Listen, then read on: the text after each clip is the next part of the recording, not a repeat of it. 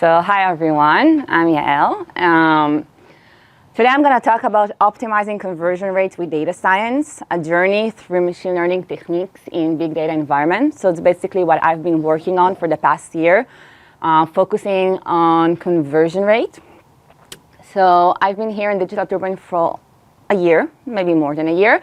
And my main focus, and I will elaborate a bit more, is how to drive more conversions for users, drive engagement and conversions from preloading apps to users' devices and make users engage and enter the apps more and also come back to them. So the agenda for today will be DigitalTurbine overview to elaborate a bit more on what Daniel said. I'll present the business use case, follow up with the techniques and methods that we use to optimize conversion rate. We'll talk about what is next and what is working on currently, which is user-level modeling. We'll summarize everything, and I will leave a few minutes for Q&A. So let's dive in. DigitalTurbine, we have about 1,000 employees. We're spread worldwide, 4 continents, dozens of countries, dozens of cities. This means that we have a lot of data, a lot of users that we serve, a lot of partners, advertiser applications from different cultures, different types of users. We can divide DigitalTurbine to 2 main divisions. One will be in-app technology. So basically when you open an app and you're playing a game on your phone, like Candy Crush, and then advertising pops up. So this is in-app technology.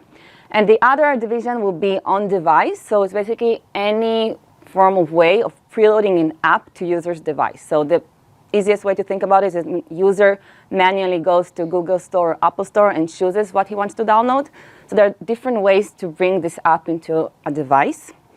On this side, you can see basically our telecom partners and app publishers who all want to, app developers and telecom partners who are looking to monetize from their apps. And on the other side, you can see all the apps that want to drive engagement and retention and want users to enter.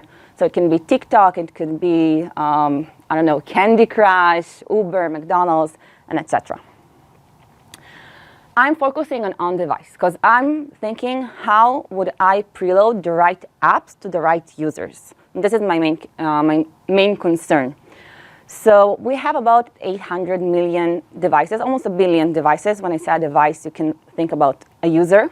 We have each quarter 60 million new users. So this means the data is growing, and we have over time more and more users which we don't know anything about. We don't have their history. We need to think, how are we going to serve them? And on the other side, we have a partnership with carriers and OEMs. OEM is the original equipment manufacturer, because when you're buying your device, so you can buy it from your carrier, like Verizon or AT&T in the US, or you can buy it from a store, like you go and buy the new Samsung S24. So we have partnership with both, which means a lot of opportunities to target many users. And what is the business use case? So like I said, I want to deliver apps to users' mobile devices. I want tailored content that enables advertising opportunities. I want to drive engagement and conversions by users. So as I said, putting the right apps on the right phones. Now, it's important to say, when I say conversion rates, it means users converting from app preloaded on a phone to app opened on a phone. So a conversion rate will be the number of apps that were open divided by the number of apps that were preloaded. Okay, so this is just for those who are not familiar with the terminology. And before I'm going to talk about what did we do and how did we do it, I want to talk about what did we achieve. So on the revenue side, we have 8% lift on both RPS and RPD. RPS, revenue per slot. RPD, revenue per device. And on the conversion rate, we have lifted the conversion rate by 5%. And this is all from the model which I'm going to present right now. Now, before diving into the use case, let's talk about the challenges that we have. Now, most of the challenges here, I'm sure someone faced either as a student, either in your company, during your work life. First of all, this is a big data environment. Like I said, billions of users, thousands of campaigns. When I'm saying a campaign, I'm meaning an app. So think that for each user and each app, I need to make a prediction. I need to predict what will be the probability of converting. Also, each user has not one app preloaded, but dozens of apps preloaded during the device lifetime. So this means billions of records, big data. Second, we're an ad-tech company, which means we have to apply for with privacy restrictions and regulations. So we have to balance between personalized advertising and safeguarding users' privacy. Third is a very known data science problem, which is high feature cardinality. So think of a country. Country is a feature, but it has almost about 200 distinct values.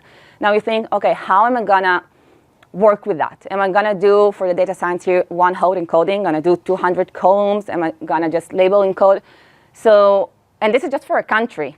Now, let's say we have a device manufacturer, Samsung, but we also have a device model, Samsung S21, S22, Ultra, Note. So there are thousands of values, and they're not outliers. Each value has many, many samples for each categorical feature. So we had to think about what will be the best solution that will fit our business case. Third is mostly unique to us, but it's a legacy backend configuration. But the point here is that each company has its own restriction. The way business works, the way backend works, the way the company's infrastructures. So in our case, and this is something important, we're working with prediction on a segment level. When I'm saying a segment, it's a combination of supply and demand, which means basically like a group of users. Think of a group of users that have something in common. So we can say all US users who have a Verizon as a partner and a Samsung S21. So this will be a group of users which I need to look as a whole and make a prediction. I cannot look at each user individually. I need to target them as a group. And that's just the way backend works. So this is how we work, and I, as a data scientist, need to think what will be the right modeling, the right feature engineering for such a problem. And finally, the conversion monetization balance. So yes, I want to drive engagement. I want to lift the conversion rate. But each app, each campaign has its own pricing. Basically, each app gives different revenue for the company. So let's say I have the top 5 campaigns by conversion rate, right? So they convert the best. But what if the app that is ranked number 1, that converts really good, worth $1, while the app that is ranked number 6, and I did not choose her, is worth $10. For each app opening, I'll get $10. So there's a balance to be made between the fact that you want to lift conversion rate, but you also want to lift revenue and gain more money for the company. And you need to somehow to combine it and think that the campaigns you're going to choose to preload on a device are not just based on conversions. They need to also take into account revenue. A Q&A at the end, unless it's something. For what company? Like you mean a scenario where you have 2 apps of the same company, or? No, for our company. Okay. Right? For our company. So you're popular. Yes. So how did we do it? What are the techniques and methods that we used for model this problem? CVR prediction model. Again, CVR stands for conversion rate. So first, tabular data. We took an XGBoost. We love XGBoost. It's fast, it's efficient, it's great. It works really good with big tabular data. It has Spark support, which is something I will elaborate as we go. But if you want to go from Pandas to PySpark and work on a very big data environment, XGBoost and Spark integrate together. You can XGBoost is a model. It works on everything. It's not just the data. There's a PySpark package. You can work with PySpark data frames on XGBoost. It's actually relatively new. It was released, I think, on May 22. You can easily define a custom loss function, and I will present it. But you want to fit the business case you want to fit the loss function to your own case, and this is easily done on XGBoost. And it handles missing data. So I know there's a lot of things to handle missing data. You can impute, you can just overlook. XGBoost does it for you. You can just skip this step and enter nulls, and he will know how to handle in an efficient and fast way. And generally speaking, gradient boosting algorithms are currently the denominator of tabular data. So same goes to XGBoost. And from experience, we actually really like it. XGBoost is combined with time series, sort of time series. And by that, I mean that we enhance modeling performance with lag features. Remember that I said that I'm not doing prediction for each user, but I'm looking as a group. So when I'm looking at a group of users, I need to think, how can I model it? So what we were thinking, OK, group of users, maybe we'll look how this group behaved over time, and then we'll predict how it will behave today or the next day. So we use lag features. And what is lag features? Lag features represent past values of a variable, capturing sequential dependencies. What do I mean by that? Sorry. So lag features at a certain point of time, t, right? You want to open a window and look backwards and see how a feature behaved over time. So let's say we have a country and we have 200 distinct values. So for a specific country, the United States, I want to see what was the conversion rate for the United States over the past 2 years, over the past 2 days, over the past 14 days. So lag features are coming from time series. And you can see here in the graph, and I do want to show it for those of you who are not familiar with that. So at a certain time t, I want to predict what will be the conversion rate for, let's say, a feature, a country. So I'm going to open a window. The first feature will be the conversion rate over 2 days, xt minus 2. So what was the conversion rate in the past 2 days? So looking backwards and saying 2 days passed, how did it convert? Average? Average? In our case, it's a conversion rate. So it's like already a formula. But it can be an average of the target valuable. Over the past 2 days? Over the past 2 days, yeah. Like take all the installs and preloads over the past 2 days for the specific something that you're looking for. Compared to the last 2 days or not the last 2 years? I'll talk about it, just a sec. So this is just an example, but another feature you can do is conversion rates over the past 14 years. Yeah, but I mean, because we want to compare February to February. We don't want to compare February to July. Yeah, so I'm not saying what I did, but I'm saying what is lag feature. You can choose your own time interval. Yeah, I know. For example, in our case, we chose both short-term and long-term. So short-term, yes, can be 1 day, 2 days. Long-term can be... I'm not talking about long-term and short-term. So I'm talking about the same season. Because if you look at the stock market, it's going crazy on... Yeah, I guess you're talking about seasonality. There are different ways to incorporate seasonality. In our case, what we wanted is to look at a trend over a past time frame. This is specifically based to our use case. Like for us, we don't need to look a year backwards, so February to February. It's more important for us to compare, let's say for us, it's more important to compare day to day, like Thursday to Thursday, for example. But it depends on the business case. So we did choose days to capture short and long term. And something else that we did is we combined, we did lag features, we generate them for all combination of categorical features. So not just, let's say for a country, we not just said what was the conversion rate for a country over the past X days, and for a carrier, what was the conversion rate for Samsung. But we thought, okay, maybe users, Samsung users in the United States are different, behave differently than Samsung users in Mexico. So we want to capture the dependency and the interactions between the features. So we basically did a combination. So like, what was the conversion rate for country and carrier? What was the conversion rate for country, carrier, and I don't know, a model, okay? So by incorporating lag features for all combinations, the model gains a comprehensive temporal context that includes both the individual and joint effects of the categorical features. Yes. Now to the custom loss function. I mentioned it before, so you want to make sure that the loss function fits your case. Now, XGBoost is designed to be an extensive library. Like one way to extend it is to provide your own objective function for training and corresponding metric for performance for evaluation on the test set. So here on the custom loss function, you can see that we define our objective function for the training process, and we define our custom metric to evaluate on the test set. Now, why would you need to do that? So simple example that we use, for us, it's a regression problem. So we wanted to use RMSE, right? But there is an importance to the number of preloads. Let's take an example. I said group of users. So if one group of users had just one preload, and that same preload, that same app also was opened, then its conversion rate is 100%. but if I have a different group of users and they have millions of preloads, out of which 900,000 were open, then the conversion rate will be 90%. But I want my model to emphasize more on that group, because this group is probably an outlier, anomaly. It doesn't have data yet. So it's important to look at the number of preloads. So what we wanted is a WRMC. And XGBoost doesn't have it, but it can easily be integrated in. So weighted RMSE, where the weights on the number of preloads is something that we used in our use case.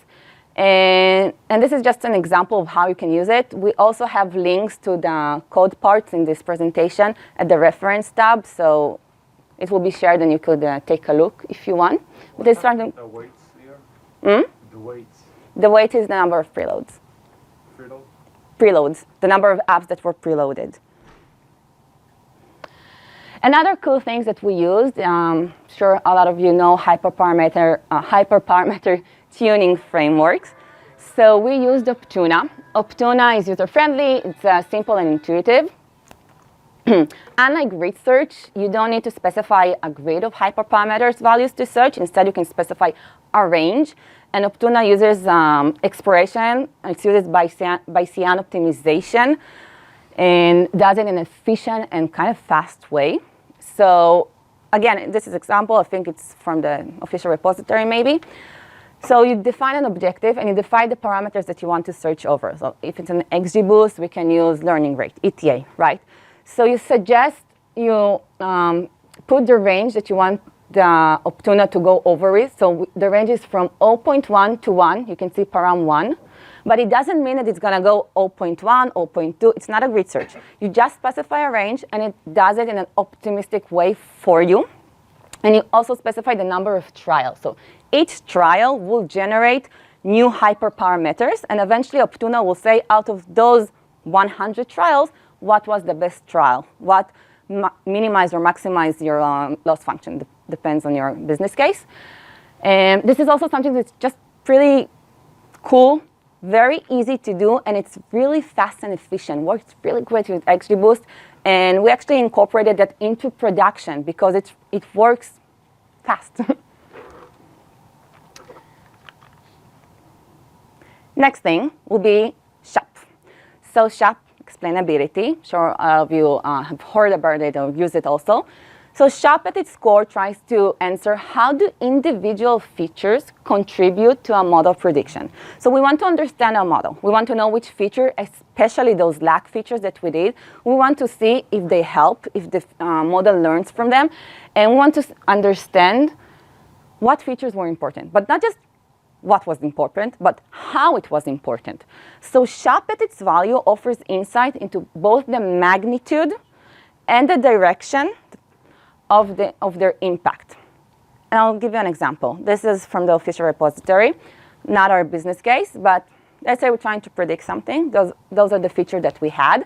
And this is the SHAP values. This is a plot. You can generate it by this code. And you can look at age. Now, age has two colors, like between blue and red. Blue means a lower value, like age 18, 20, 21, I don't know, 22. And red means a high value, like age 60, 70, depends on your data range. So what you can see here, that when the age decreases, lower values, they have a negative impact on the model. Means they take the prediction to a negative way. Like if you're trying to predict a probability, then it's taking it closer to 0. But higher values, like 50, 60, I don't know, they have a very positive direction, and they have actually boost the prediction and have a positive contribution. So this way you don't just see what feature were important for the XGBoost and what did he chose for his tree, but also how did this feature impacted. If you're not familiar with SHAP, I really encourage you to read about it. You can also look at each prediction individually, each sample. You can take a sample from the data and see why the model decided that this would be the prediction. So it's really nice, and it helps us for the explainability and understand that we're doing the right thing, especially with those lag features that I mentioned, because that's how we know that they work. they had a really great impact on our prediction model. Finally, we have our post-deployment. So post-deployment, also sometimes known as A/B testing, is part of it. We have a new model. What we do, we allocate traffic. So some of the traffic, most of the traffic, will remain on the control variable, on the control model, the one that is currently in production, and a small percentage of the traffic will go to the new variant. We monitor through BI reporting tools, Tableau, Power BI, different reporting vendors, each with his own, and we monitor our KPIs. Now, we conduct a lot of analysis to the results to make sure that the KPIs and what we're seeing makes sense. Either it's a lift or it's a decrease in the KPIs. We want to see if it is as we expect, especially that real life is really different from offline testing. And that's a way to understand if the model knows to mimicate real life pretty good. And finally, any decision, we use a statistical significant test, Z-score, to determine if the results are meaningful. Sometimes we see 1% lift, but it's not meaningful. Sometimes we see 0.2% lift, and it's wow, like business goes crazy. Yes, it's really meaningful. So this is just the post-deployment. Boom. Sorry. And what is next? This is an important slide. So I told you that the way business works is a segment level. It expects prediction for a group. Now this can be actually a great solution if your company or you cannot work with big data and you cannot provide prediction for each user or for billions of samples. So you can just group users based on similarity or clustering together and make a prediction for a group. But when you want to be more specific and you want to target each user individually, because a group of users, the fact that they're Verizon US, Samsung S21, this can be a 12-year-old boy, 60-year-old grandma, 40-year-old man, they all probably have different interests using different apps, and you want to capture this. So a user can be on more than one group? No. Not some, depends. Like, In this case, no. In this case, no. in this case, no. Okay. It depends on the flow. Okay. Not so much. Okay. In this case, no. So, user level.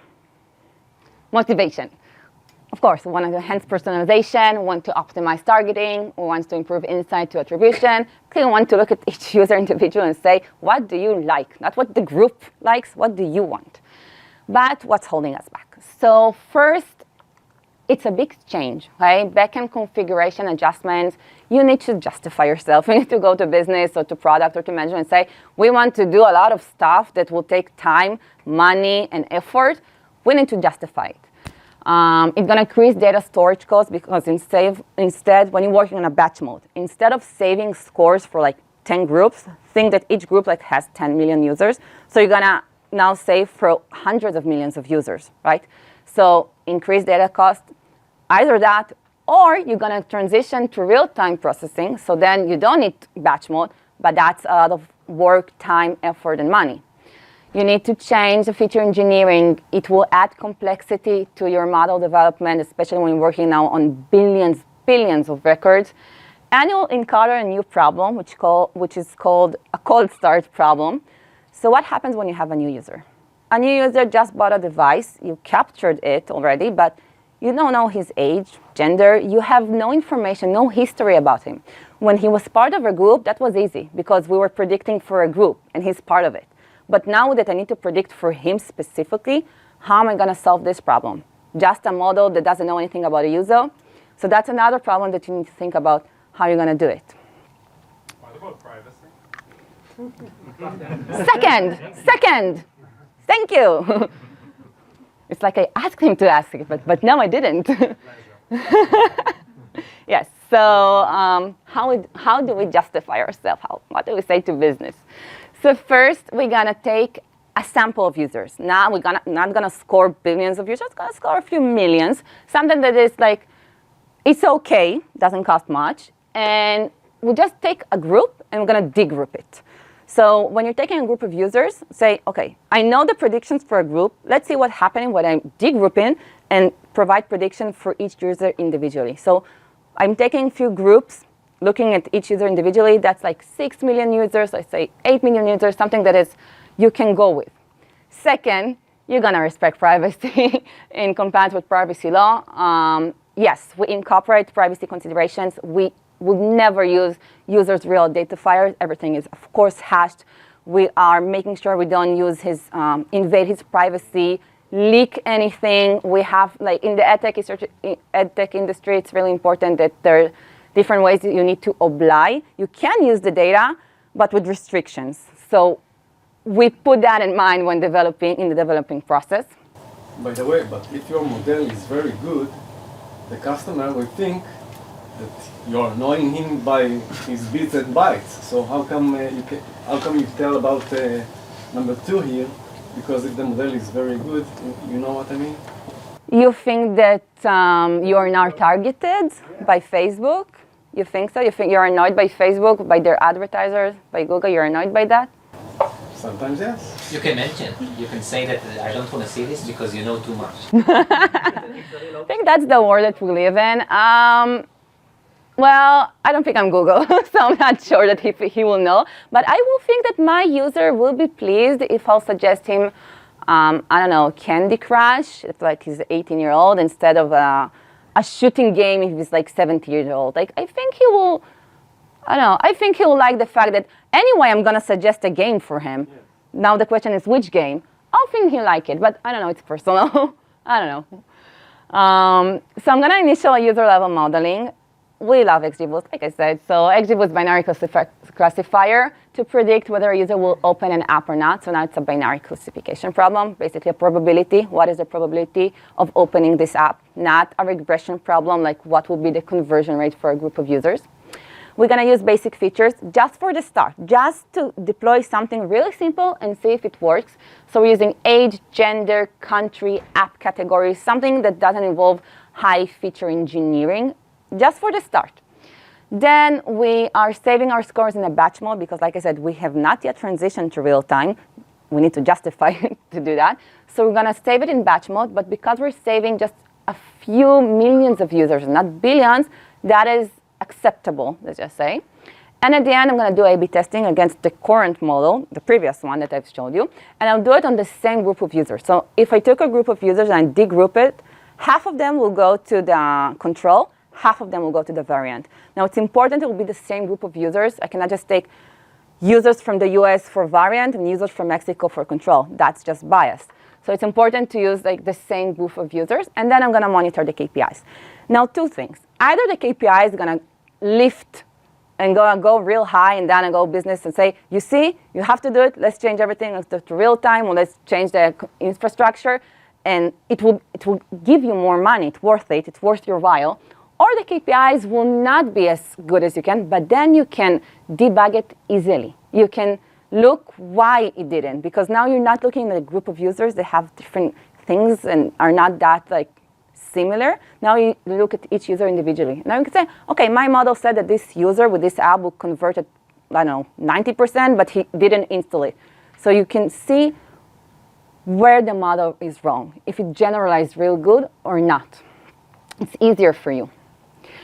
And the final thing is what I said about the XGBoost and Spark. So it's relatively new. Basically, the XGBoost PySpark package, it helps in a big data environment. So when you're working, instead of working on pandas, Python, pandas, billions of records, you can go to PySpark and work on PySpark data frames. And then you can just feed it to the object of XGBoost.Spark. It has both XGBoost regressor, classifier, and ranker. And it works really fast. It actually, XGBoost Spark integration leverages Spark's distributed architect. It's enabling training of XGBoost models on a large data set in parallelized and distributed manner. So in our case, when we moved to user level, now just I had so much data, which I had to train fast. I need to work and pre-process it in an optimized way. So instead of going, I don't know, XGBoost sklearn API, we moved to XGBoost Spark. Yeah. So to wrap it up, let's go over the technology that we use. So we use Delta Lakes for data tables. the data that I'm taking from the users' devices. We use cloud storage to save our Parquet files. Essentially, in my code, every step I'm saving the table. So from data preparation, data feature engineering, and the final scores, I'm always saving it, both offline and in production, so both in QA and in production. So this way, when product comes to me and said, why don't we see scores or something is wrong, I say, okay, let me check. I'm gonna query my Parquet files, and then I say, if I see scores, then the problem is in the pipeline to production. If I don't see scores, yeah, the problem is on my end, let me fix it. So, very important. Gigabytes do you have? Terabytes? How many, Daniel? A lot. Terabytes. Terabytes? Yeah. It's really like depends on the raw data and then you aggregate it. Yeah. When I'm saving on user level, it's a lot more. It's tera. When it's aggregated on a group of users, it's more gigas. I'm using Databricks for processing data, creating Databricks jobs, Airflow to orchestrate the pipelines and scheduling and monitor. Usually I have more than one algorithm in deployment. Sometimes I have an algorithm that is dependent on other tasks, so Airflow is orchestrating this. And finally, ScyllaDB, which we, like I said, currently use batch mode. So ScyllaDB helps us writing the data into the database, which can later be read by the consumers. That's it. Summary. Let's summarize everything. So I've talked about the challenges that involve in predicting conversion rates in big data environment and how we're gonna navigate through the constrictions and legacy backend infrastructure. Talked about tailoring models and feature engineering for our specific use case. So like I said, our use case was backend saying you have a group of users, work with that. You cannot degroup it. You cannot just take a group and say female and male. No, you have a group. Think of the best way you can predict for them. We implemented a custom loss function in XGBoost for flexibility, optimized hyperparameter efficiently with Optuna. I've showed you how to leverage SHAP for comprehensive model explainability, how we're managing deployment, and finally, how we're going to transition and justify it for business, going from group to user level predictions and overcoming those legacy restrictions and constraints. That's it. Yay. Thank you. Q&A. You raised your hand. Yeah, I have a question. Can you go back to the SHAP slide? That's a lot, yeah. Yeah, that's there. Yeah, this one. So I'm thinking, you have like age and you have, let's say, country. And what if there's a relation, there's a dependency between these two fields, so one affects the other? Do you know any way that SHAP helps understand that? Because from this diagram, I can see age by itself in the effect, but then country by itself. But what if it's some kind of interdependent? Not an expert on SHAP. I don't think so. But for us, one of the ways to do that was like, specifically in our case, was the lag features, which we did combinations of age and country together, and then we saw if like the conversion rate for a specific age and country instead of the conversion rate for age and conversion rate for country. So when we joined the categorical features together and put it as a feature, then like for us that was our way to understand the joint effect and see if they have effect like together and not just independently. But like SHAP individually, if you give him a feature and a feature, I don't think he can tell you if like they're related. But yeah, you can do correlation. That's actually a lot of times I use, like when I'm doing the EDA, the explorative data analysis, sometimes I use correlation between the features to understand. And that's also one of the ways that, like, the reasons that we chose to do lag features or not to do, and like see, sometimes you want to just discard features that are highly correlated with others. So like, I agree with you, like just correlation usually will give it to you. But he's not asking about correlation, he's asking about conditional relationships. Like for instance, you might be, I don't know, saying that a specific age group and also a specific region or something. I think you can use a heat map. Like if you have only two features, you can use a heat map to get a better understanding of it. Yeah, heat map. If it's much more complicated, you have to use some kind of tree-based, like a decision tree-based leaf view to see different leaves and see the different sections to get a better understanding. Okay. But Thank you're you, everybody. completely right. Like looking at That's why we're here. one-dimensional is Brainstorm together. Yeah. What is the interval between pre-training the model? Days, hours? As We can as- say, yeah, okay, yeah. I can elaborate. As we know, in the ad tech space, you have to be very like fast, right? Yes. You know, every new users, new campaigns, everything is like happening Really? very in a fast pace. So you know, Hour. really depends on the use case. It could be every few hours. Some companies, by the way, train every few minutes as well. So I would say it depends. Fast. Just still, because it's a use case for our company, so like don't want to share too much, but yes, it's fast because this is an ad tech company. So you said the model, the output of the model is the conversion rate. Is it like the Yeah, for conversion rate for each of the apps, for each of the thousands of apps? for the 1,000 apps. So it's like one model that outputs like thousands of values of conversion Yeah. rate per Yeah. app. What do you do with a new app? Like, do you somehow calculate like the type of apps or like? That's a cold start problem. Like some. So when you have even a new group, by the way, like for example, just launched S24, it's new. Like okay, if we take all groups of users who have an S24, they're new. We don't know anything about them. So same goes to new apps or new devices. So on that case. That's other things that we do. Sometimes we start with exploration, randomization, just to get in, like, just randomly put, not based on anything smart, just to start getting those data. Like I said, at tech industry, it takes really fast. Like we don't need to wait, I don't know, weeks, don't worry.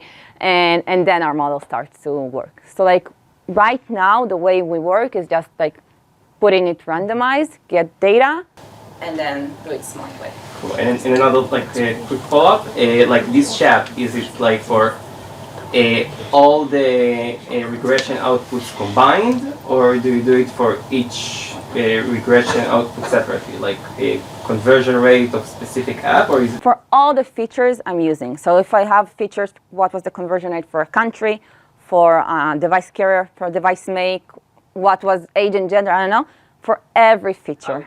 But all the conversion rates, all the apps. Yes. Yeah. Okay. Yes.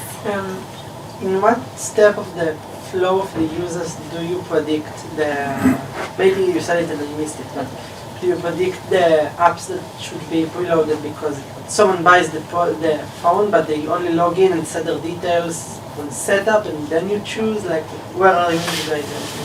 So yeah, so like I said, when we're working not on user level, on our group level, so even when someone buys his phone, he's part of a group. So I know how this group already behaved. Yeah, but how do you get the details of the user, like even the gender?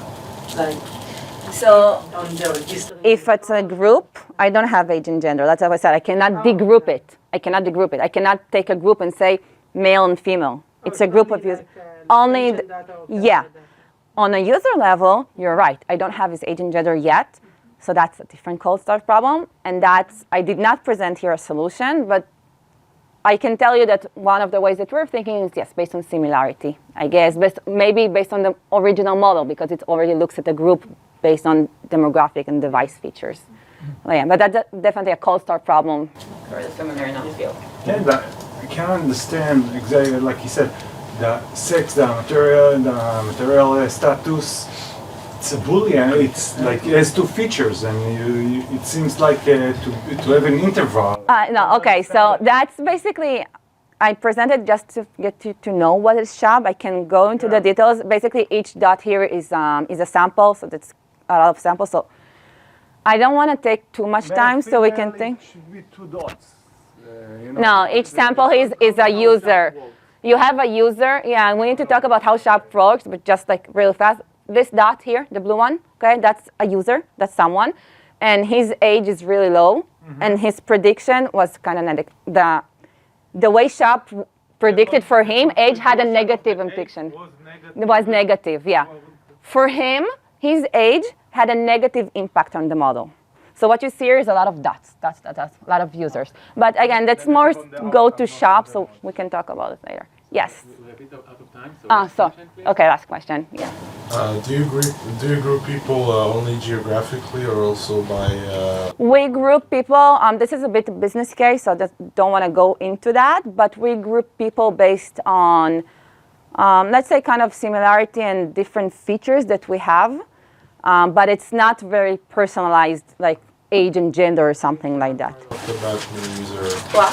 like things you have right away when the user. Yeah, something that can help us with the cold start problem. Like if it's a new user, we already have some of the information so we can figure out.